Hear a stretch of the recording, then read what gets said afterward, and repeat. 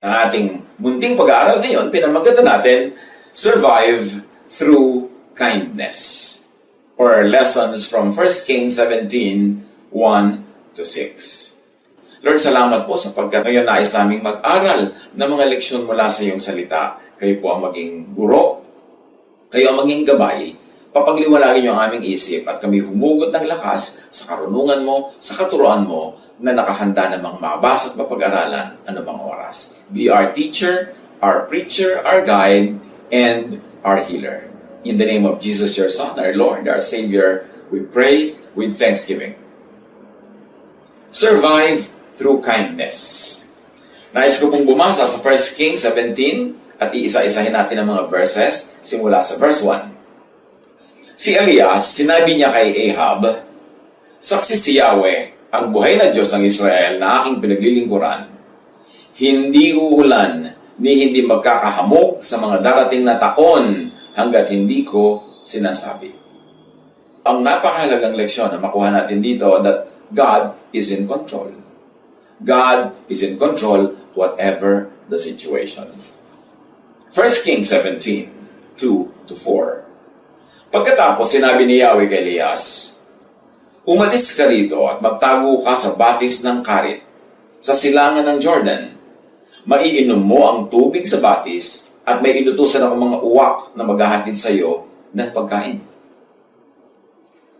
Ang kaharian noon ay nasa isang malaking peligro, malaking problema, at mayroong persecution, hinahanap ng wicked queen, ang mga propeta ng Diyos, pinagpapapatay. So, nagkaroon ng ganitong uri ng sitwasyon at itong propeta, nanalangin siya na huwag uulan, huwag hahamog. Yun na rin ay ayon sa guidance sa kanya ng Panginoon at ganun nga ang naganap. Nagkaroon ng mahirap na kalagayan sa bayan, walang ulan, therefore walang agriculture, therefore walang pagkain, and everybody was going hungry and thirsty. At ang turo ng Panginoon sa propeta, pumunta ka sa ganung lugar. At ang lugar na yon, outside of the boundaries of Israel. So nakikita natin ay pinapakita ng Diyos that even outside of those boundaries, pwede siya magpala at gusto niyang dali ng kanyang mga anak kung doon niya bibigyan ng provisions. We have to get out of our comfort zones. We have to get out of the usual way we do things kung yun ang leading ng Panginoon. And God sends Elijah to an unlikely place. Ilang, malayo sa bayan. But God feeds Elijah through unlikely instruments. Mga ibon na itinuturing ng mga Israelita noon na unclean. Birds that were considered unclean were used by God to feed Elijah. From the mouth of the birds, natural, yun lang naman ang panghawak nila na i-deliver nilang pagkain, to the mouth of Elijah. Of course, through his hands and through his preparation. Pero kung magiging maselan ka, sasabihin mo, "I don't like this is an unclean bird, I don't want to be fed by an unclean bird," sa magaling ang binibigay niya na pagkain, yun ay nilampasan ni Elijah. He went against convention, tradition, the usual practice, at tumanggap siya ng pagpapala sa mga channels ng Diyos na hindi karaniwan associated with blessing. 1 Kings 17:5. So he did what the Lord had told him. He went to the Kerit Ravine, east of the Jordan, and stayed there. Sinunod nga ni Elias ang sinabi ni Yahweh, lumakad siya at nanirahan sa may batis ng Karit sa silangan ng Jordan. Very clear yung pagsabi ng boundary because it's outside of the usual boundary where the Jews were comfortable. Hindi nila home front yan, hindi nila home place, but it was the place where the Lord led the prophet. In a manner of speaking, Elijah is away from everyone else. Kaya kung meron sa ating mga nalulungkot-lungkot dyan, at namimiss-miss natin yung mga iba nating hindi nakakasama physically for a while, think of Elijah. Nag-iisa lang nga siya noon, wala siyang kasama doon sa ilang na lugar na yon, at dinadala lang siya ng mga ibon ng pagkain. But the Lord was there. The Lord was with him. The Spirit of God was with him. And when the Spirit of God is with us, we are never really alone. 1 Kings 17:6. The ravens brought him bread and meat in the morning, and bread and meat in the evening, and he drank from the brook. So meron siyang carbohydrates at meron siyang protein, Kompleto rekado ang supply sa kanya on schedule. Umaga at hapon, dinadalhan siya. Importante na tayo'y umaasa sa Panginoon. But the Lord used these ravens, so the Lord can use anybody, anything, para tayo bigyan ng mga kailangan natin sa buhay. Huwag tayong masyadong mag-alala tungkol sa mga bagay na yan. Because ang ating masalangit, siya ang nagbibigay sa atin ng mga provisions. We only have to open our eyes to the many wonderful ways that God blesses us. Be thankful, not be afraid, and to be conservative. Na pagtipirin naman natin, ayusin natin ang paggamit para humaba ang ating supply. Umaga at hapon, may mga awak na nagdadala sa kanya ng pagkain at sa batis naman siya umiinom. So, natural mineral water pa ang inumin niya. Well, not all of us will have that luxury, pero ang mahalaga, binibigyan tayo ng Panginoon ng maiinom na sapat sa pangangailangan natin pang-araw-araw. Elijah submits to God's instruction and is given food and drink. Remember, hindi nauna yung food and drink. Ang nauna, pagsunod niya. At nung sumunod na siya sa instruction ng Diyos, sumunod yung provision. Sumunod ang blessing. 1 Kings 17, 7-9. Ngunit, dumating ang panahon na natayo na rin ang batis. So, natuyo na rin pati ang pinagagalingan ng kanyang inumin. Kaya sinabi sa kanya ni Yahweh, umalis ka rito. Pumunta ka sa Sarepta, sa lupain ng Sidon. May inutusan akong isang byuda na magpapakain sa iyo roon. So the brook dries up, but God offers another source of provision for Elijah. Again, another unlikely channel of blessing, and a very unlikely helper, a woman, a widow, which, by the standards of the culture at the time, could be equated with a very weak person. Walang power, walang strength, walang social, economic, political power. Pero yun ang gagamitin ng Panginoon para pakainin itong si Elijah.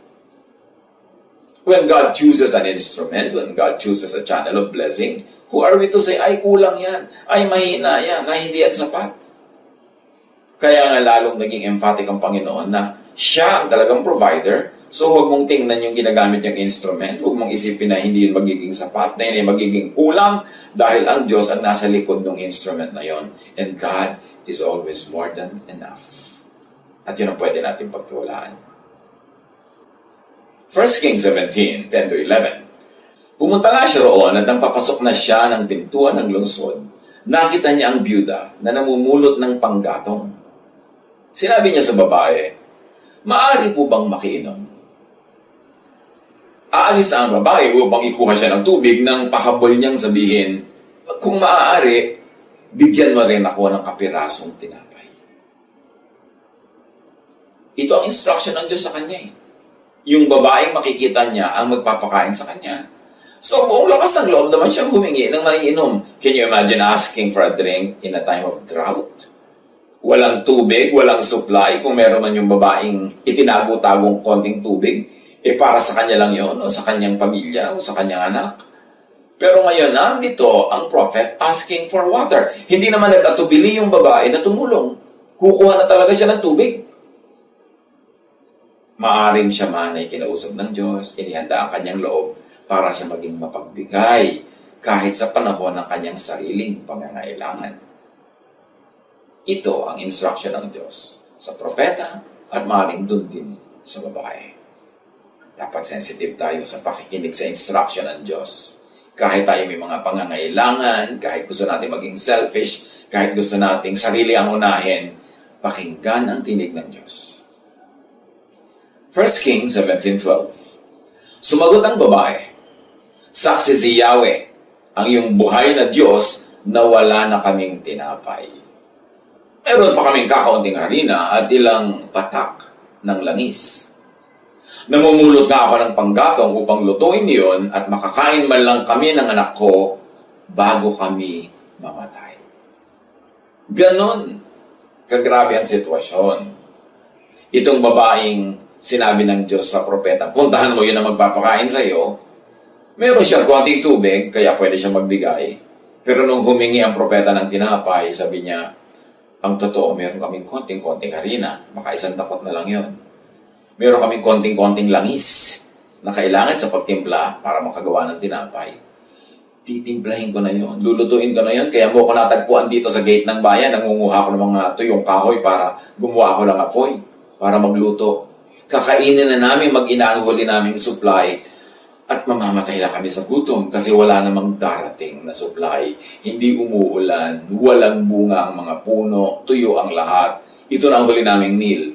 Tapos humihingi yung prophet ng tinapay.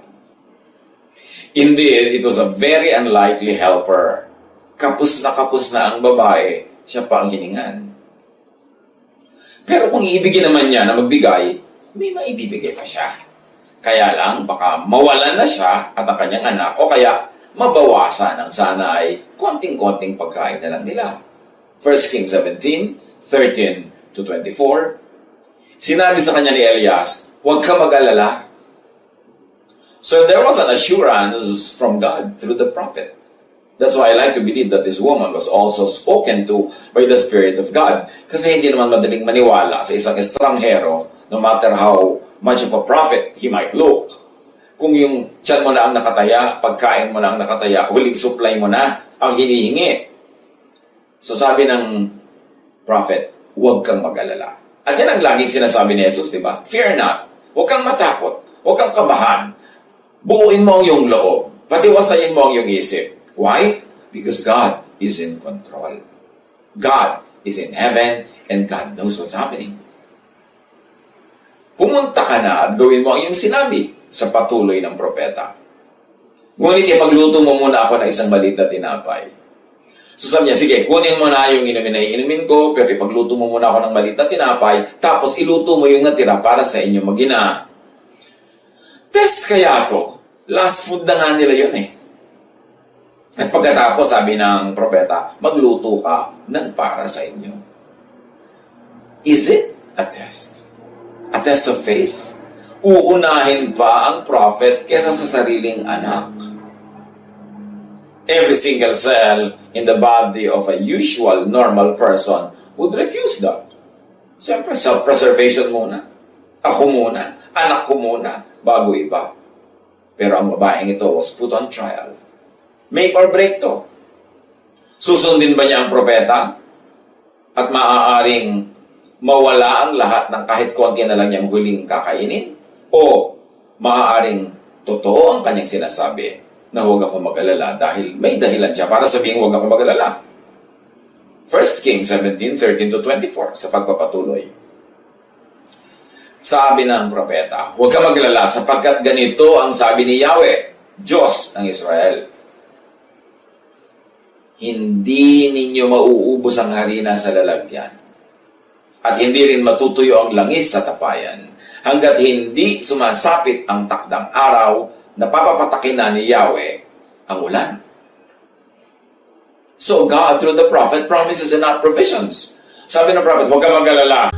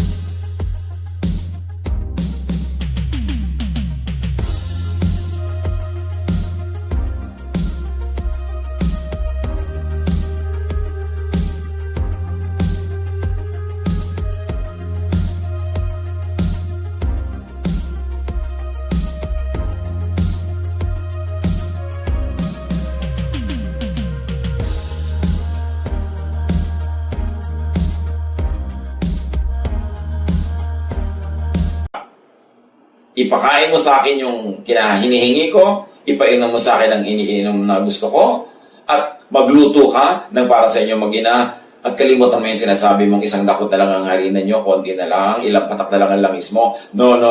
Gawin mo itong sinasabi ko dahil itong pinapagawa ng Diyos at hindi ka magugutom sa buong panahon hanggang pumatak ang ulan, tumubo ang mga halaman, mamunga, at bumalik ang lahat sa dati.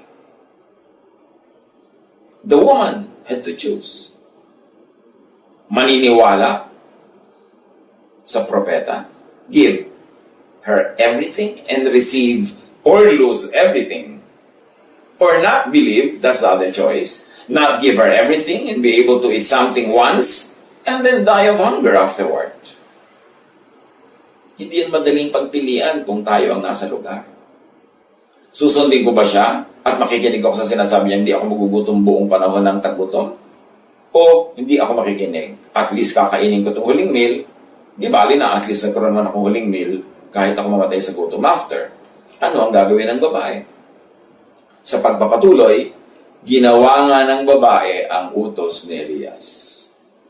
Yung pakikinig sa isang talagang God-led voice, pakikinig sa udyok ng Espiritu na nadidinig mo sa iyong isip at sa iyong puso ay nadarama mo, that makes a difference. Make or break. The woman chooses to believe. The woman chooses to be kind in a time of need. The woman chooses to give little of what she had. Hindi naman hiningi lahat may matitira rin sa kanya. Uunahin lang nga niya yung propeta. Maaaring yun ang test part ng element ng kwento na ito. Pero hindi naman hiningi lahat, may matitira. The woman chose to divide the little that she had para merong mapakain. Hindi lang siya, hindi lang anak niya, pati ang stranger na ito. At sa pagpapatuloy ng binabasa natin, at hindi naubos ang pagkain ni Elias at ng mag-ina sa loob ng maraming araw. Hindi nga naubos ang harina sa lalagyan at hindi rin natuyo ang langis sa sisidlan, tulad ng sinabi ni Yahweh sa pamamagitan ni Elias. Kahanga-hanga. God's word and promise is realized in what the prophet said. Natupad. At ito'y natupad because the woman believed. The woman chose to believe. And even, not on a spiritual level, on a practical level lang, the woman chose to be kind and to be good in such a time that there was a lot of reason not to be kind and not to be good. And because of that choice, her life, the life of her son, were spared. And not only that, she was able to minister to God's man, the prophet. Yung kwentong yan, bagamat matanda, very fresh ang application. Kasi noon at hanggang ngayon, pare-pareho lang naman. Sabi nga ni Solomon, there is nothing new under the sun. Lahat pa ulit-ulit lang. Kaya yung need noon, need pa rin ngayon. Who was God then is still God now. God reigns. Pag gusto kang i-bless ng Diyos, walang makakapigil.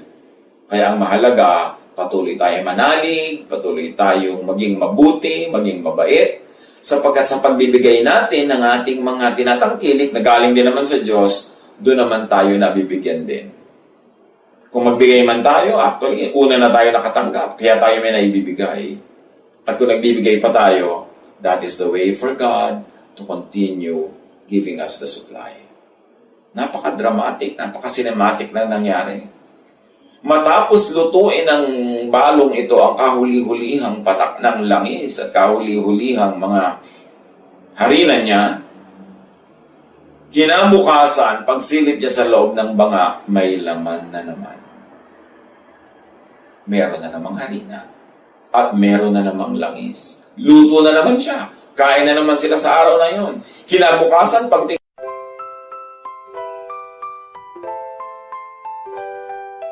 Lakefront breeze whispers your name. City lights dancing in neon flame. Heartbeats quick in a sweet refrain. Your laugh cuts through the summer rain. Electric dreams in your eyes so bright. Bassist grooves with all his might. Holding hands beneath the Willis Towers light. This windy city feels just right. The Navy Pier Ferris wheel spins above as the music takes control, whispers of love. Oh darling, this magic won't fade. Beneath the stars a love parade. With you by my side unafraid. Magic's real forever, we'll